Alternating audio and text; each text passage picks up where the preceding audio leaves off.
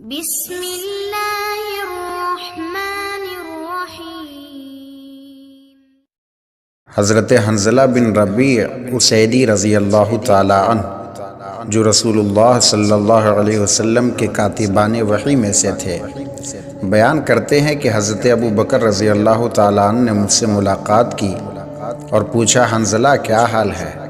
میں نے کہا، حنظلہ تو منافق ہو گیا ہے۔ حضرت ابو بکر صدیق رضی اللہ تعالی عنہ نے کہا، سبحان اللہ، یہ کیا کہہ رہے ہو؟ میں نے کہا، جب ہم رسول اللہ صلی اللہ علیہ وسلم کے پاس ہوتے ہیں اور حضور ہمیں جنت و دوزخ کی یاد دلاتے ہیں تو ایسا لگتا ہے کہ گویا ہم اپنی آنکھوں سے یہ ساری چیزیں دیکھ رہے ہیں، لیکن جب ہم رسول اللہ صلی اللہ علیہ وسلم کے پاس سے آ جاتے ہیں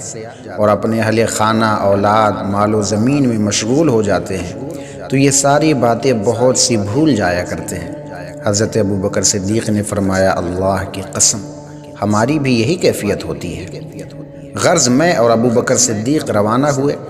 اور ہم دونوں رسول اللہ صلی اللہ علیہ وسلم کے پاس پہنچ گئے اور میں نے عرض کیا، یا رسول اللہ، حنظلہ تو منافق ہو گیا ہے۔ رسول اللہ نے فرمایا، اے حنظلہ، یہ کیا کہہ رہے ہو؟ میں نے عرض کیا، یا رسول اللہ، ہم آپ کے پاس ہوتے ہیں تو آپ ہمارے سامنے جنت و دوزخ کا تذکرہ کرتے ہیں تو ہمیں ایسا محسوس ہوتا ہے کہ گویا ہم اپنی آنکھوں سے دیکھ رہے ہیں، لیکن جب ہم آپ کے پاس سے چلے جاتے ہیں اور اپنے اہل خانہ میں، اپنے مال و دولت میں، زمین میں مشغول ہو جاتے ہیں تو بہت سی باتیں بھول جایا کرتے ہیں۔ تو رسول اللہ صلی اللہ علیہ وسلم نے فرمایا، اس ذات کی قسم جس کے قبضے میں میری جان ہے، اگر تمہاری وہ کیفیت جو میرے پاس ہوتی ہے مستقل باقی رہے، یعنی جیسا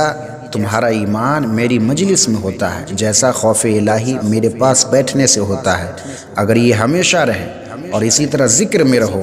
تو تمہیں وہ مرتبہ حاصل ہوگا کہ فرشتے بھی تم سے ملاقات کے لیے آیا کریں گے، فرشتے راستے میں تم سے ملیں گے، تمہارے بستروں تک تم سے ملاقات کریں گے۔ لیکن حنظلہ،